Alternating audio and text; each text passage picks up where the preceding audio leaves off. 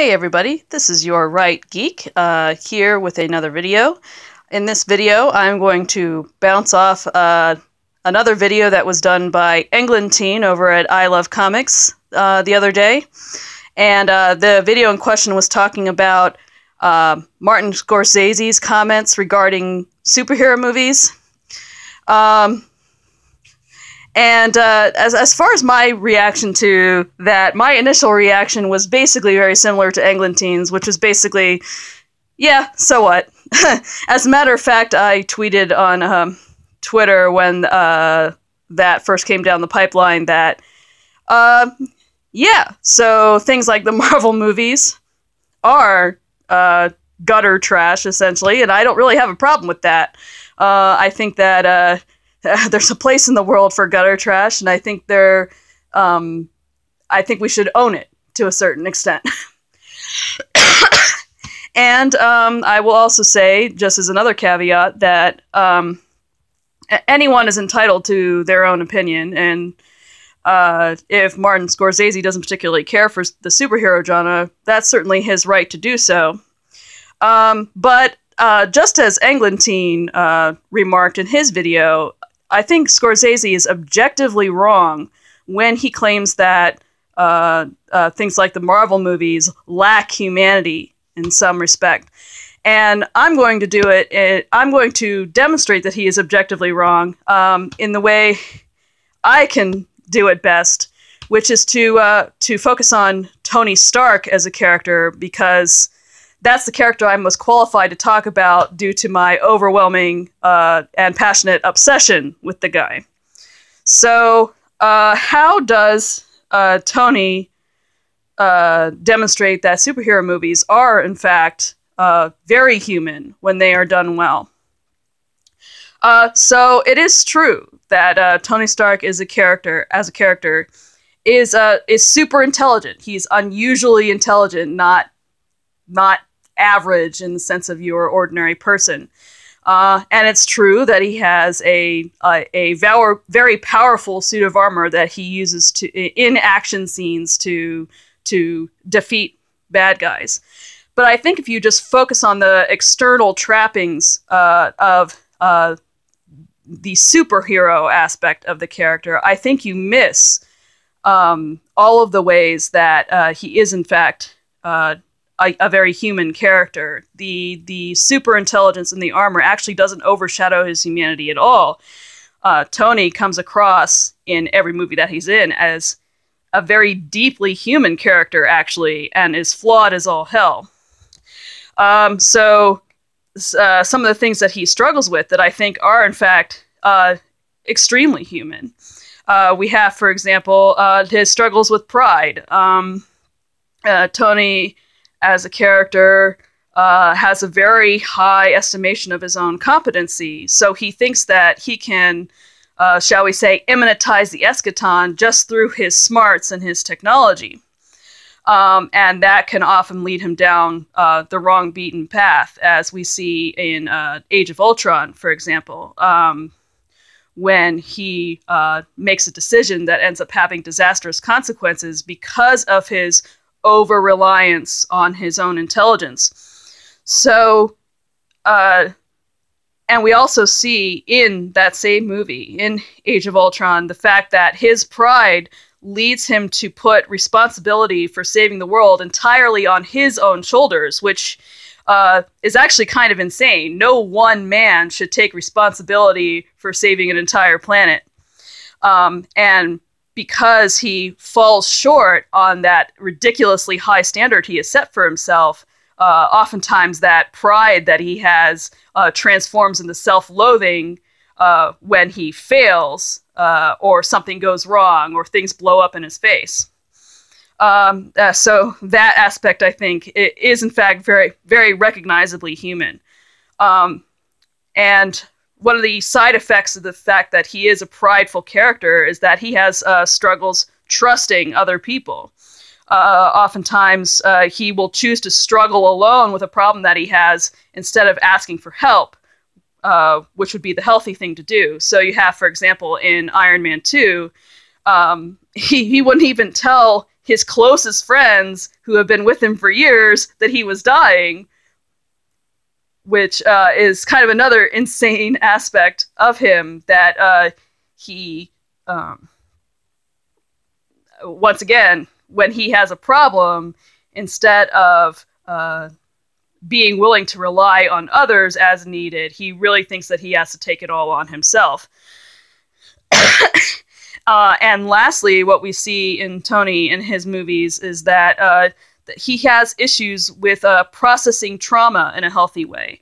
So you have, in Iron Man 3, you have the whole PTSD thread in which he basically falls apart after he has this kind of shocking experience that completely shifts his worldview. He can't handle that at first. And we also see his inability to process trauma in at the end of Civil War, because basically that whole last fight in Civil War was about Tony not being able to process what he has just learned about his parents' death, and so he lashes out, and that's a flaw in the character that pops up repeatedly in his arc, is that when something devastating happens to him, when something that is emotionally significant to him, he can't really process it in a healthy way, and a lot of times he will lash out or do or be self-destructive in a way. Essentially, the guy is bad at emotions. We even see this in Endgame when he lashes out at Steve and then collapses because, once again, he's having trouble processing his grief and the fact that they all lost, and now half the universe is dead because they were unable to defeat Thanos. And all of these issues that Tony has as a character are, I think, very human issues. So to argue that there aren't human characters in superhero movies, it to me seems very strange. We can also talk about how human Tony is in terms of his story, because his story from his first movie in Iron Man 1 all the way to Endgame is essentially a very human story of spiritual awakening and redemption. So he starts off, basically his set point, his before Iron Man life, as a character who, as Yinsen observes, he is the man who has everything and nothing. Basically, he's basically bored with his life. I noticed that in the opening scenes of Iron Man 1, he is slated to get an award, and he doesn't even show up. It's not important to him.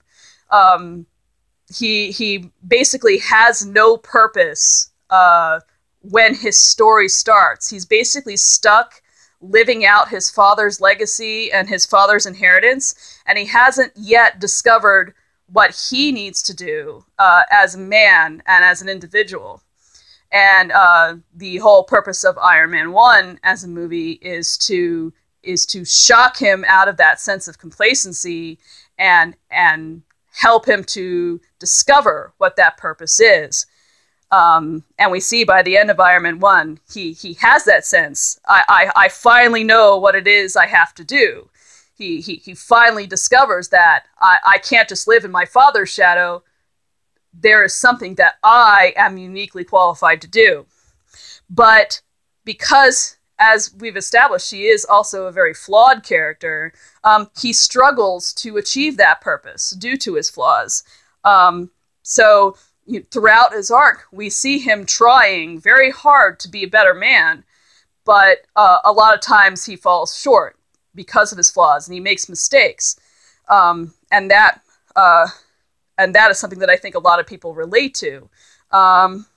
But as we see in Endgame, the story eventually culminates with his finally being able to set himself aside completely and to make that monumental act of self-sacrifice that ends up saving the universe. So by the end of the story, he has in fact achieved the purpose that he set out for himself and has, in fact, become a better man. So the question I have is, how is the story of a flawed man with a questionable past struggling to redeem himself and eventually succeeding not a human story? As a matter of fact, I think the idea of that spiritual rebirth and that redemption is one of the stories of humanity. It's one of the basic stories that people in any culture and in any language can grasp and connect to. And I think that's why you saw people in the Endgame audience actually sobbing uncontrollably when Tony Stark's story reaches its final culmination, because it's something that we all connect to as people. We all have that experience of being flawed and wanting to be better people, but oftentimes falling short because all of us are sinful and we have our bugaboos, we have our monkeys on our back, and we would all like to have our lives count for something. Are the Marvel movies in particular human movies? Yes, I believe that they are. Thank you for coming to my TED Talk.